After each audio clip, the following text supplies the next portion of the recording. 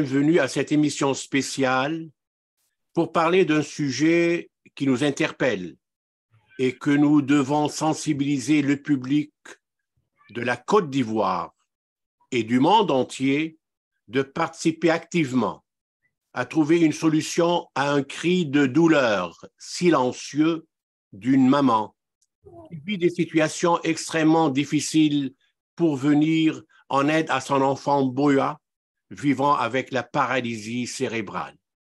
Sans plus tarder, il me fait grand plaisir d'accueillir aujourd'hui en direct du continent africain et plus spécifiquement de la Côte d'Ivoire, une personne, maman, et surtout qui donne tout ce qu'elle peut donner à son enfant vivant avec sa paralysie cérébrale. Et j'ai nommé Madame Opélie Gbadou. Madame Gbadou, bonjour et bienvenue à notre émission de Téléhandicap. Comment allez-vous? Je vais bien, merci, Monsieur Khoury. C'est un grand honneur d'être invité à cette émission. Et je veux préciser que c'est Madame Baou Marcel. Je sais que la prononciation n'y est pas trop, mais on fera avec. Voilà. Maintenant, écoutez, on va commencer tout de suite. D'accord. Pour parler de votre sujet qui nous interpelle vraiment et que je suis personnellement très touché. Vous êtes originaire de la Côte d'Ivoire, comme on disait tout à l'heure, intellectuel. Attendez, Brigitte, on va arrêter tout de suite. Allô, Brigitte? Je ne la vois plus. Allô, Brigitte? Allô? Parce que je vais vous expliquer pourquoi on va arrêter. D'accord. Je vais l'appeler Brigitte. Parce qu'elle nous... Je suis là. Allô, Brigitte? Oui. Écoutez, on va reprendre l'émission. Simplement, je vais faire une remarque à Madame Gbadou. Ne me répondez pas à chaque fois, oui, il faut me laisser parler jusqu'au bout, sans me donner, sans me confirmer, sans me dire, laissez-moi donner mon sujet. Après, vous aurez la parole de répondre. Donc, ne faites aucun geste du tout. D'accord? D'accord, rien du tout. Parce que ça nous coupe la conversation, là. D'accord. On fait comme ça? C'est comme ça. Donc, on va attendre la direction de Brigitte pour aller de l'avant. Et pas tout de suite. Je vais remettre ma position. OK, Brigitte, on vous écoute. Parfait, mais bonne émission. Mesdames et messieurs, bonjour. Téléhandicap vous souhaite la bienvenue à cette émission spéciale pour parler d'un sujet qui nous interpelle et que nous devons sensibiliser le public de la Côte d'Ivoire et d'ailleurs dans le monde de participer activement à trouver une solution à ce cri de douleur d'une maman qui vit des situations extrêmement difficiles pour venir en aide à son enfant ayant la paralysie cérébrale. Sans plus tarder, il me fait grand plaisir d'accueillir aujourd'hui en direct du continent africain une maman, la maman de Boya, et j'ai nommé Madame Opélie Gbadou. Madame Gbadou, comment allez-vous? Je vais bien, merci. Écoutez, bonjour, M. Khoury. Merci.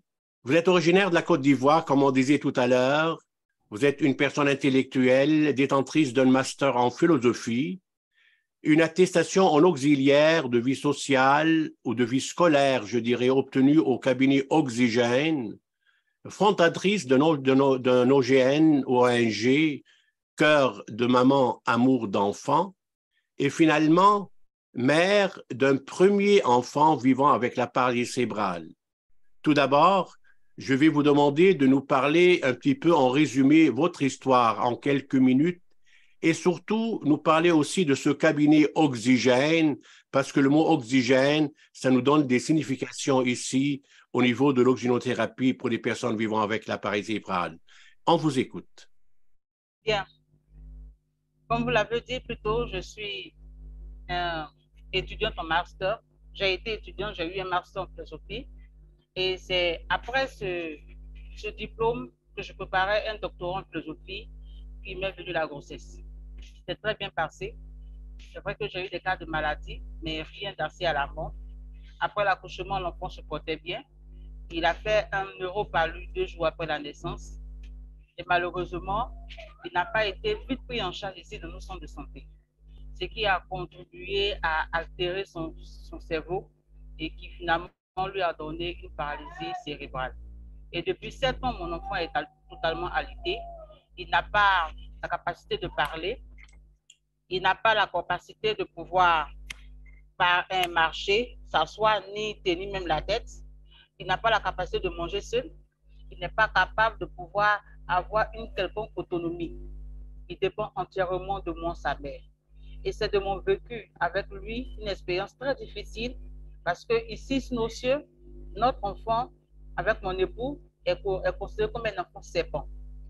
Sous nos cieux ici, on appelle ce genre d'enfant enfant serpent, enfant sorcier, un enfant qui est né pour nous rendre malheureux, pour nous détruire. Et la société même nous donne une certaine stigmatisation. Il fallait affirmer mon fils contre toute forme de discrimination. Il fallait l'aimer, il fallait l'accompagner, il fallait le soigner malgré toutes les oppositions. Ce qui fait qu'il n'y a pas de structure mise en place pour accompagner nos enfants dans cet handicap-là. Il n'y a vraiment pas d'assurance, il n'y a pas de prise en charge qui est faite. Tout est à la charge et à la portée des parents et vous imaginez que c'est très très lourd. C'est de ce vécu-là qu'avec mon époux, nous avons décidé de monter cette ONG qu'on appelle Cœur de Maman Amour d'Enfant. J'explique rapidement. Cœur de Maman d'abord, parce que la mère doit pouvoir aimer son enfant malgré le handicap. Le cœur de la mère doit être résistant à toute forme d'humiliation, toute forme de défi qu'elle aura à relever avec la naissance de l'enfant malade. Ensuite, amour d'enfant, parce qu'il faut aimer l'enfant. Et l'enfant, quand il est aimé, il doit être soigné, il doit être accompagné, il doit être, on va dire, choyé. Voilà, donc c'est un peu le combat qu'on met. Dites-moi, c'est très clair votre message. Je voudrais savoir un petit peu ce cabinet Oxygène. Ça représente quoi ce cabinet pour vous à titre d'auxiliaire? C'est quoi ce cabinet? D'accord. C'est un cabinet qui forme des auxiliaires de vie, Oui. des personnes pour accompagner des personnes en situation de handicap. Et voilà. Les responsables sont des personnes formées, vraiment très bien formées, qui sont venus sur le territoire installer ce cabinet-là pour que chacun comprenne la valeur de l'enfant malgré le handicap. Et tout enfant, quel que soit son handicap, a le droit d'être suivi, accompagné. Et c'est un peu ce combat qui est. Exact. Dites-moi, vous êtes consciente, et nous sommes d'accord tous les deux, que votre enfant est né à la naissance. Est-ce que ça a été diagnostiqué à la naissance ou avant la naissance, que ce soit une lésion au niveau du cerveau, un ACV? C'était quoi exactement? Le médecin, le diagnostic était durant la naissance avec un manque d'oxygène ou avant la naissance? Lui, il a eu plus de chance. Il est né vraiment normalement. Il a crié à la naissance, il a respiré, il avait un bon état de santé à la naissance. C'est quelques jours après qu'il a fait ce qu'on appelle ici le palu ou neuropalu, je ne sais pas si c'est connu ici là-bas. Je connais ça. Voilà. Il a commencé à devenir tout jaune et ses yeux étaient devenus tout rouges et nous sommes allés au centre de santé. Donc lui, il a respiré à la naissance, mais la maladie est survenue après. Mais écoutez, on va clarifier ce point. Premièrement, vous savez, la paralysie cérébrale n'est pas une maladie, c'est un handicap. D'accord? Une personne ayant la paralysie cérébrale peut vivre vieux comme une personne valide. Ça, c'est un point.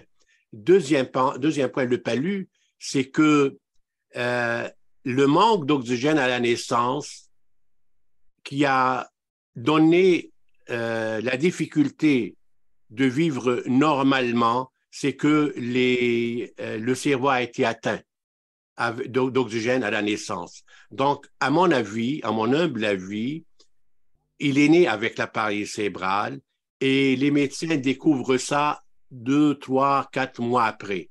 Mais le diagnostic est sorti à quel âge sur votre enfant, comme quoi il vit avec une paralysie cérébrale? C'est sorti autour de 10 mois. C'est exactement ça. Donc, il est né avec la paralysie cérébrale. Il faut qu'on soit clair et on découvre ça avec les gestes, avec les examens, 3 à 6 mois, exactement ça. Donc, c'est un handicap et malheureusement, on travaille très fort, les médecins, les chercheurs à travers le monde travaillent très fort il y a une sorte d'amélioration. Il y a même des médecins qui opèrent un enfant et qui lui redonnent le pouvoir de remarcher au niveau de sa motricité. Mais donc, on est d'accord sur ce point. Excellent, c'est une très belle présentation de votre part au départ. Maintenant, ce que j'ai appris, que vous menez une lutte pour le bien-être des enfants ayant la paralysie cérébrale, tout simplement dans le but de sensibiliser les autorités et la population pour penser différemment à l'écart des personnes handicapées et mettre fin au rejet, au mépris et à la stigmatisation non seulement des enfants, mais des parents aussi, pour leur apporter un soutien psychologique et un appui de l'autonomisation de ces mères-là. Que voulez-vous nous dire à travers, en détail, à travers cette situation que la majorité des personnes, que ce soit handicapées ou parents, vivent quotidiennement dans votre pays? On vous écoute. Je pourrais. Dans notre pays, c'est très difficile. C'est très difficile la paralysie cérébrale parce que ce n'est pas connu comme le dit une pathologie, comme un handicap.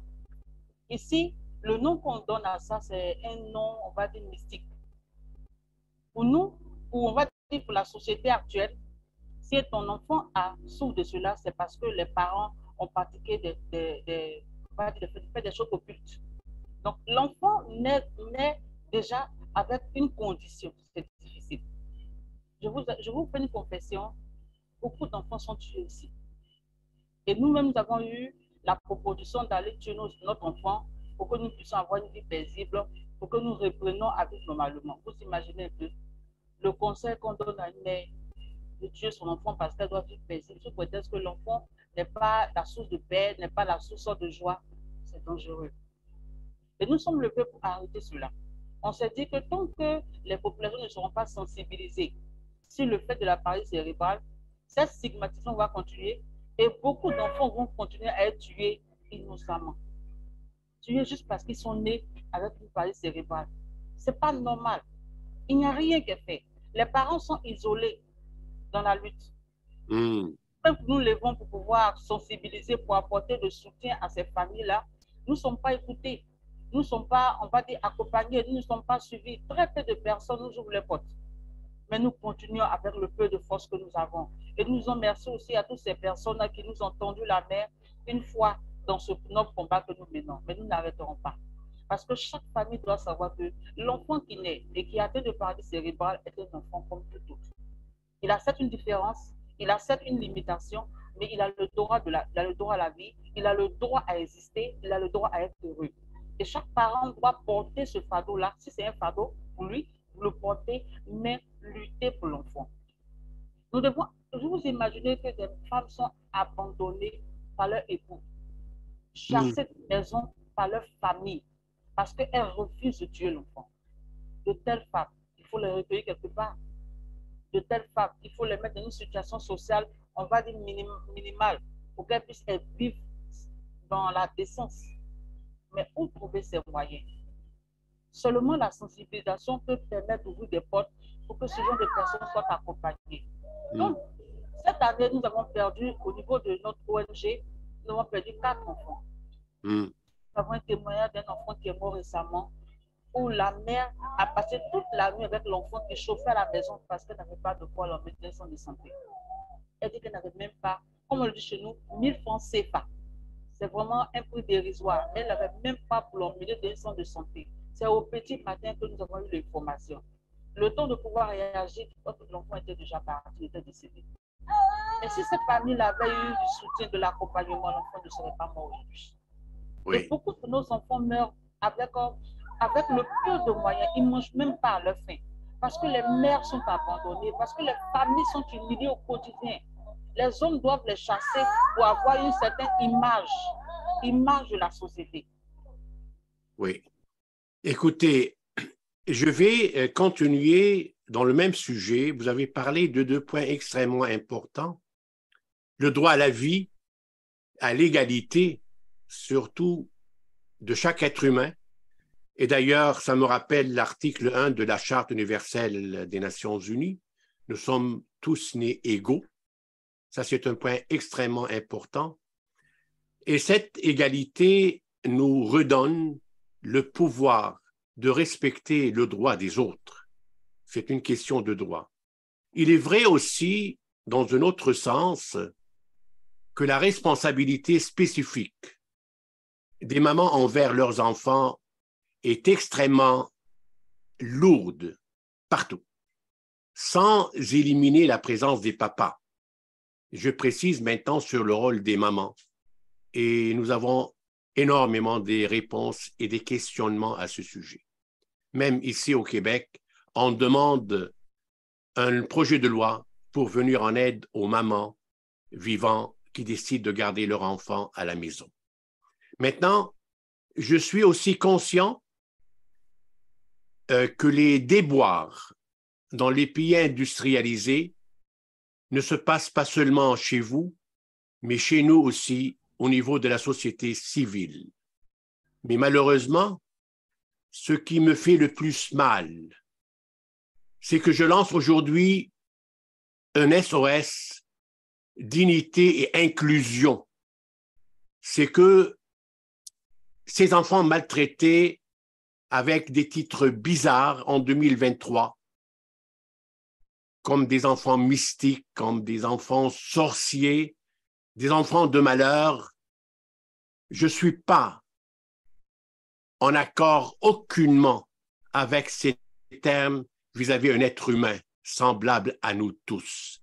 Et ce, malgré que votre pays, qui est parmi les plus civilisés dans le continent africain d'une part, et d'autre part, les mamans sont répudiées par leurs conjoints et même parfois rejetées par leur famille.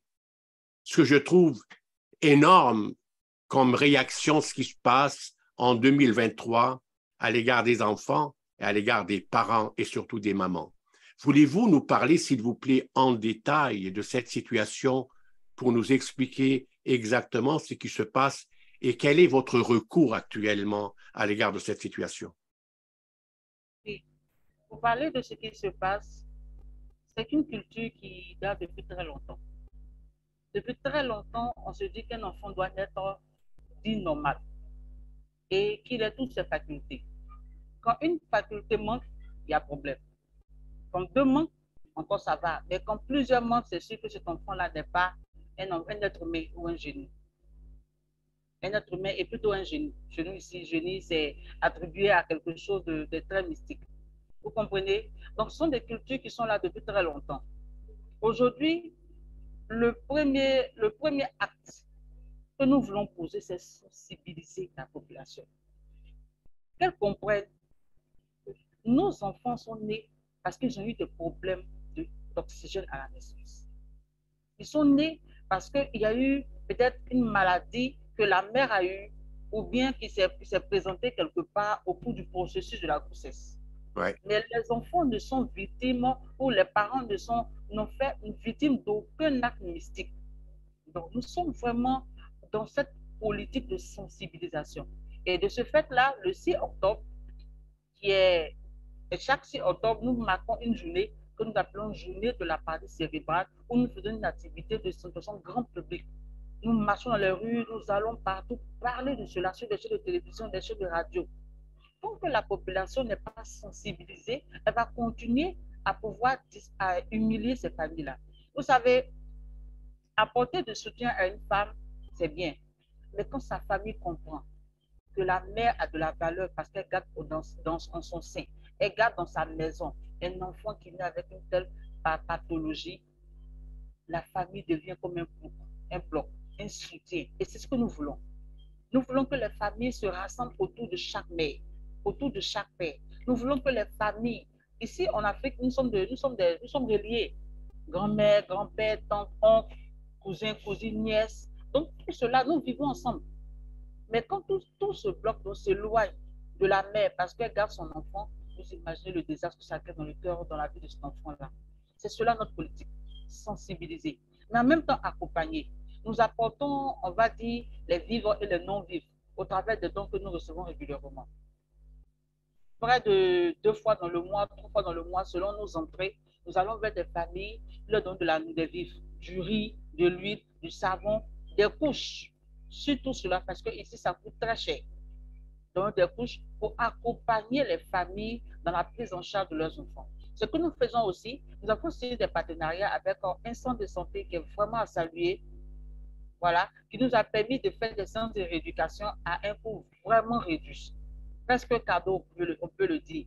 Ce qui permet aux familles qui ont de très faibles revenus de continuer dans la prise en charge de l'enfant. Nous sommes en train de lutter pour que les médicaments ici, les prix soient réévalués. Pour que la mère qui est seule avec son enfant, qui a du mal à travailler, puisse au moins avoir les médicaments qu'il faut pour que l'enfant soit pris en charge. Vous savez que nos enfants ont du mal à dormir. Nos enfants font des crises régulièrement.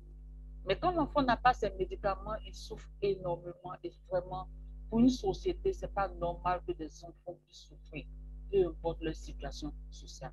C'est vraiment dans ce cadre-là que nous sommes, c'est vraiment le combat que nous faisons sur le terrain. Voilà un peu présenté, si je n'ai rien oublié en fait.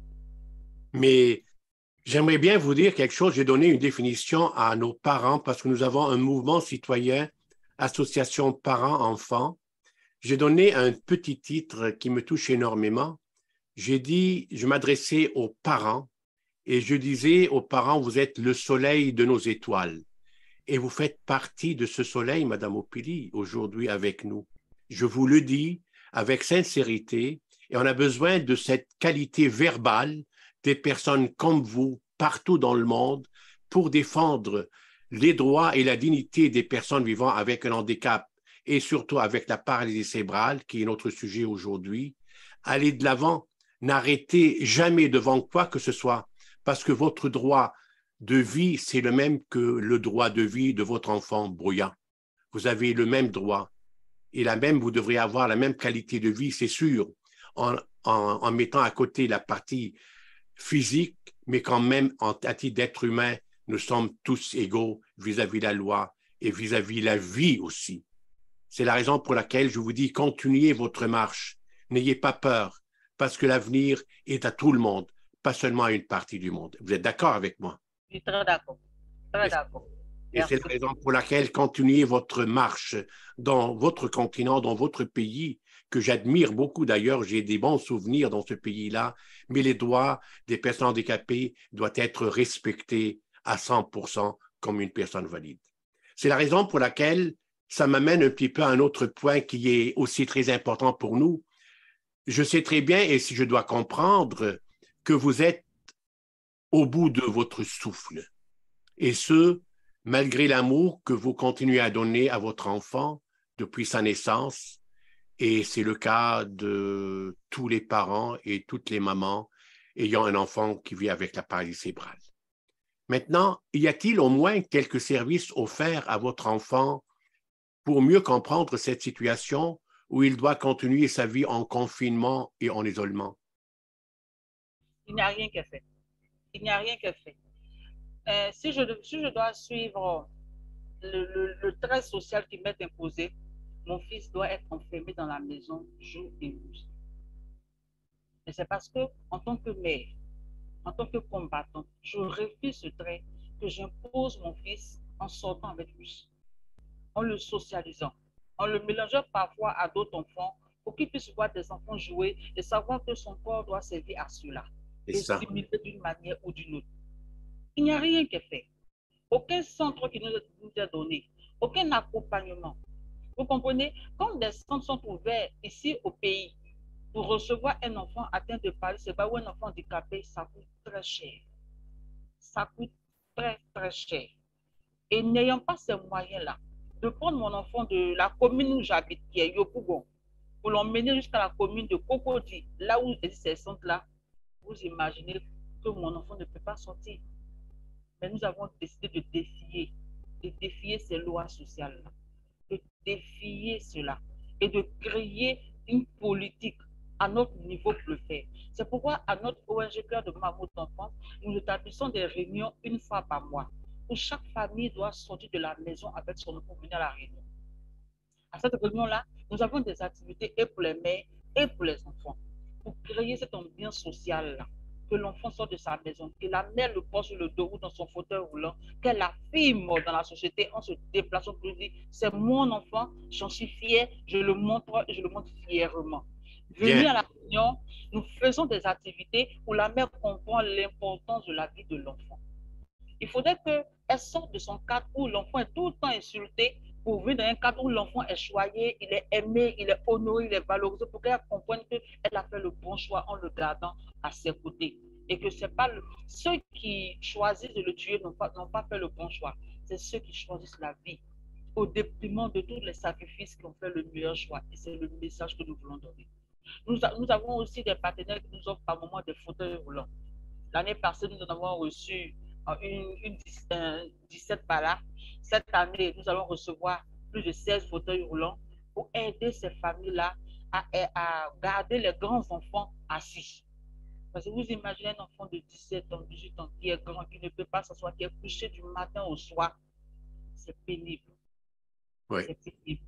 Et avec ces partenariats-là, nous aidons ces enfants qui grandissent, mais qui n'ont pas encore acquis la position assise, de pouvoir rester assis. Et au lieu de regarder seulement le ciel ou le plafond, pouvoir regarder un environnement beaucoup plus large, fait 90 degrés de vision. C'est tout le rêve que nous avons.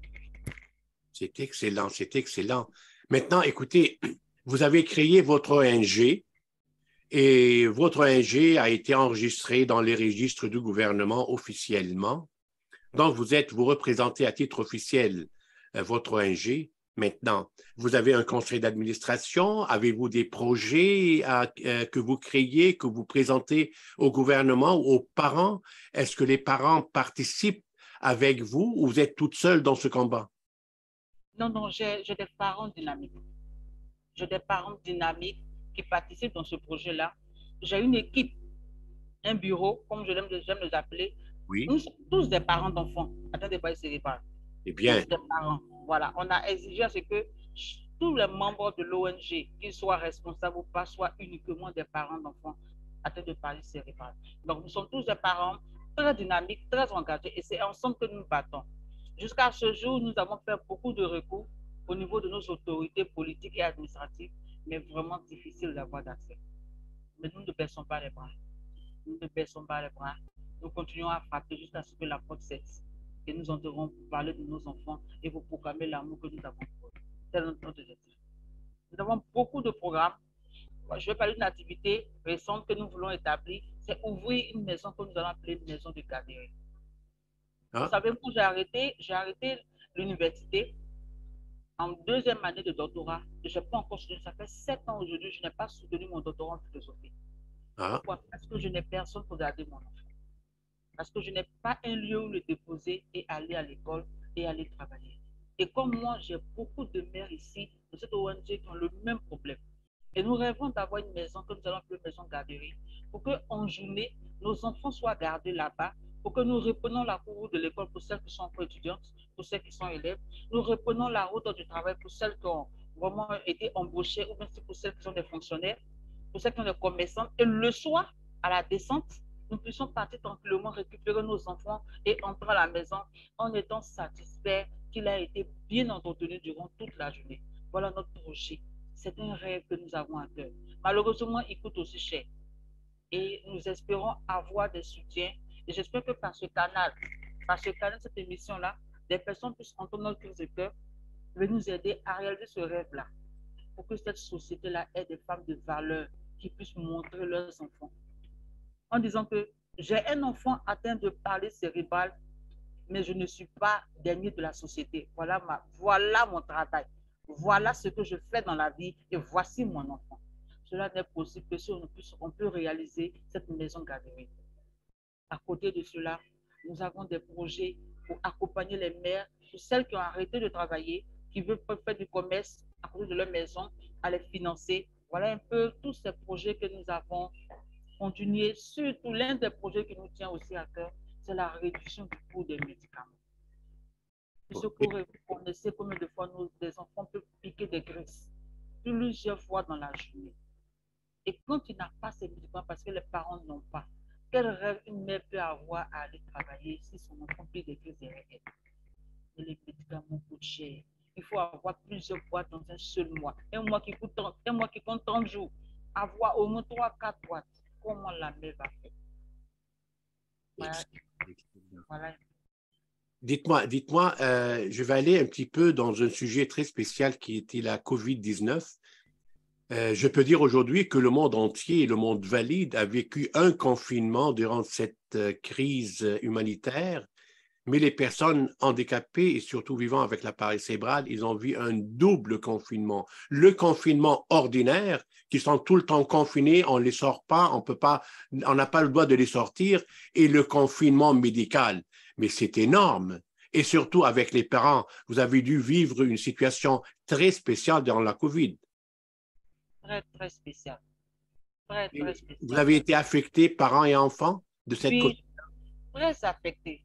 Vous savez, quand un pays roule normalement, comme vous l'avez dit, hein, on est déjà confiné avec nos enfants. Mais imaginez un pays qui est confiné.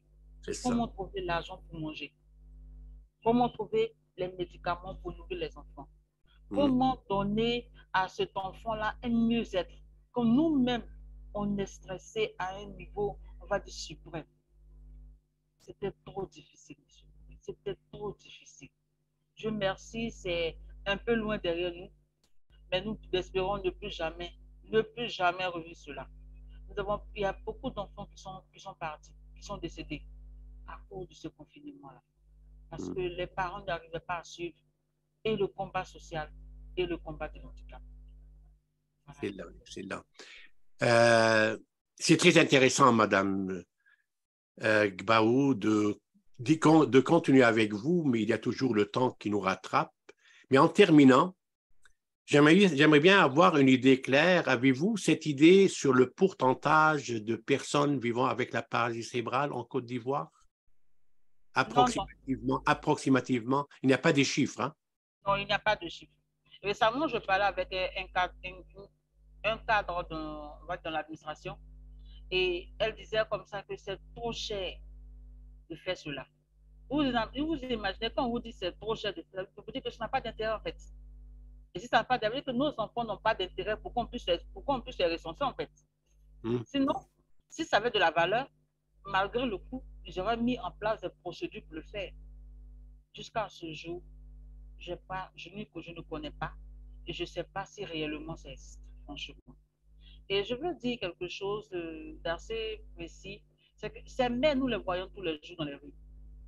Nous les voyons tous les jours dans des lieux où nous partons pour donner un peu de soupe à nos enfants, qu'on appelle des lieux de rééducation.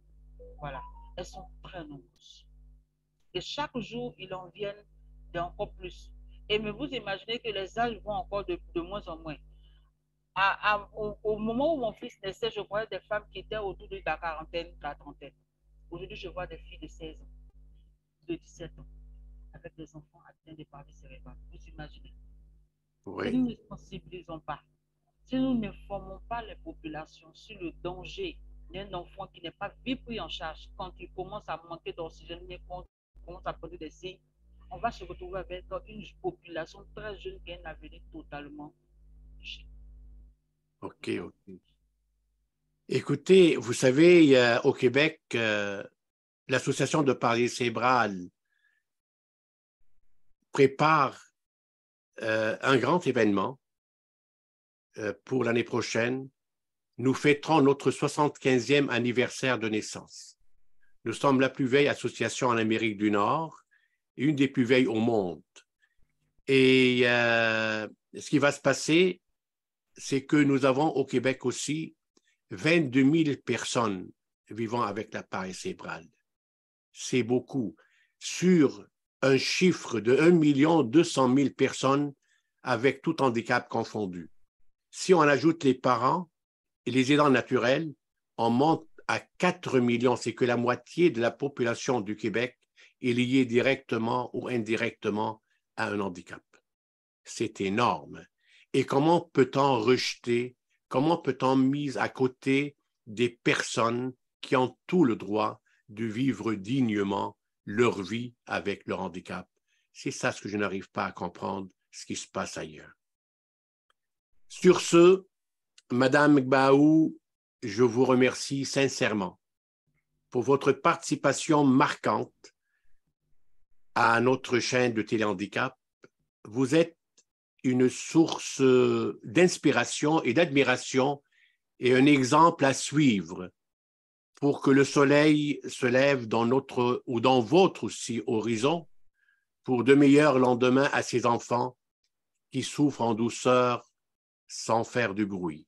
À vous, chers téléspectateurs, c'est de cette façon qu'on se réalise et je vous remercie.